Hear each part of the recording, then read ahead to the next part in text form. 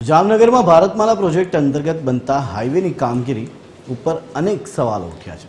ધ્રોલ નજીક માવાપર વાંકિયા પાસે જામનગર અમૃતસર નેશનલ હાઈવેનું કામ અટકાવીને ખેડૂતો, ગ્રામજનો અને વિદ્યાર્થીઓએ વિરોધ નોંધાવ્યો, કારણ કે આશરે 8 કિલોમીટરનો આ રસ્તો યોગ્ય ડિઝાઇન વગરનો હોવાથી અને ડાયવર્ઝનના કારણે લોકોને મુશ્કેલી પડી રહી હોવાની ફરિયાદ છે। સ્થાનિકો અને ધ્રોલ શહેર ભાજપના પૂર્વ પ્રમુખ તથા મહામંત્રી સહિતના અગ્રણીઓએ સર્વિસ રોડ અને અન્ય સમસ્યાઓનો ઉકેલ ન આવે ત્યાં સુધી હાઈવેનું કામ ફરી શરૂ નહીં થવા દેવાની ચીમકી પણ ઉચ્ચારી છે।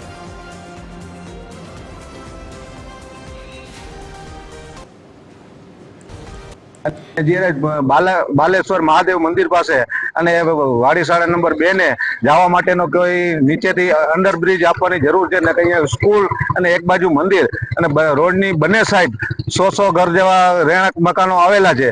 એ લોકોને કાયમી માટે અવર જવર કરવા માટે ઓછામાં ઓછું 7 થી 8 કિલોમીટરમાં ફરી અને જવું પડે, તો અહીંયા કઈ અંડરબ્રિજ આપવો પડે।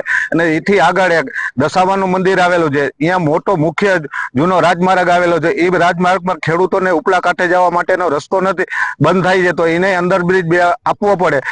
જે જગ્યાએ યુટર્ન દે અહીંયા એક્સિડન્ટ થવાની એ રાષ્ટ્રીય ધોરીમાર્ગ અને નેશનલ હાઈવે છે, એમાં ટ્રાફિક ખૂબ જ વધારે છે, અહીંયા એક્સિડન્ટ થવાની શક્યતા વધારે છે।